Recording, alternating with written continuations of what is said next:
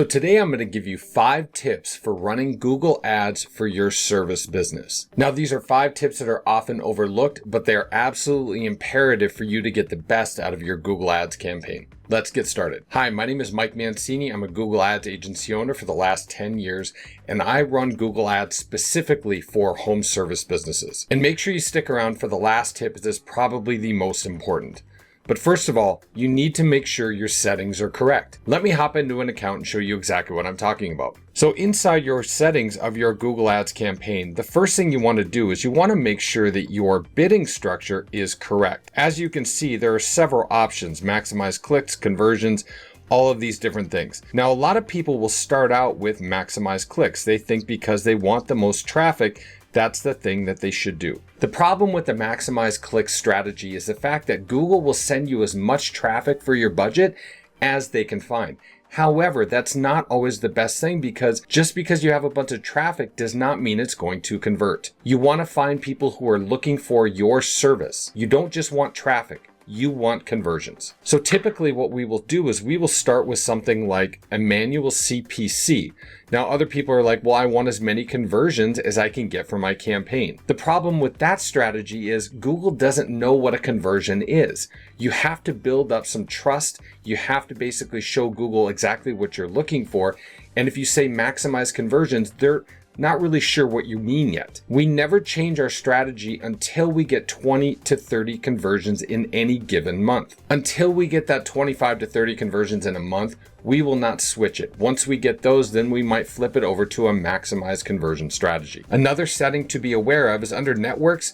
Make sure that include Google Display Network is unchecked. You're looking for people who are looking for your service now. The display network is advertising on other channels. When people have a problem, they go to Google. They don't go to some other random website to look for your service. So make sure that the include Google Display Network is unchecked. Next, with the settings, make sure that your locations are correct. As you can see with this campaign, we're targeting the west and southwest area of the Minneapolis market. We're not targeting over in the Northeast, where there might be conversions, but then our clients will have to travel all the way across town, and that could be an hour each way. You want to start with your local service area and expand if you decide that you want to expand at a later date. It's much easier to get bigger than it is to get smaller. So start with just your local service area and maybe go out 5 miles each way. Next, in the settings, you want to make sure that you have the correct budget. So one of the biggest problems we see with budgets is people don't understand just how expensive the clicks can get. With that said, they're very targeted search terms that we are going to use, but they can become quite expensive. If your daily budget is not enough for one of those clicks, you might only be getting a click every 2 or 3 days. You're not going to get a ton of data to make the right changes. So you need to make sure that you have an adequate budget to target for your particular service. I can't really give you any ideas of exactly what that would be, because that varies everywhere. It varies by competition. There are a ton of variables. But for a lot of industries, we'll talk to our clients and say, listen, you need to have a minimum of $1,000 a month to spend in this market. The number 2 tip for running Google Ads for your service business is always make sure that you're running ads to a landing page and not to your website. Let me show you an example. Here we have a landing page that we have set up for our clients, and as you can see, it's very, very targeted. People who land on this page are looking for floor sanding or floor refinishing. However, there are no links to anywhere else on this page. If you click this About Us, all it does is take you down, but it keeps you on this page. This page is only about floor sanding. You can see the call to action in the upper right-hand corner with the phone number, as well as an optional form. Now, while some businesses will say, well, we don't get a lot of forms, we still leave them on there. In some instances, we will see a 50-50 split of people who fill out the forms versus those who call. It tends to be older generations want to get on the phone and talk to somebody. Younger generations want to fill out the form. So we actually give them both options. And they can't click off this page to go anywhere else. They can scroll down and see some pictures, some about the business, some testimonials, as well as some more calls to action. As you can see, there's not a huge picture or flashy titles or anything, because that slows down the page. People will not wait for that page to load.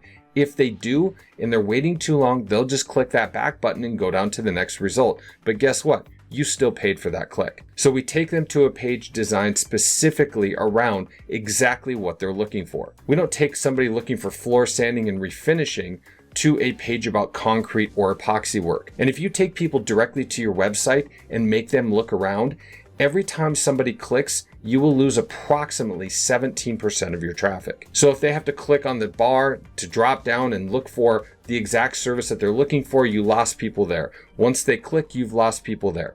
Get my point? Take them to a page exactly for what they're looking for. The number 3 tip is call tracking and recording. If you're a home service business and you're running ads, you need to understand and absolutely make sure that you are taking when people call and giving that information back to Google. You're telling Google, hey, the campaign drove me this lead. This was a lead.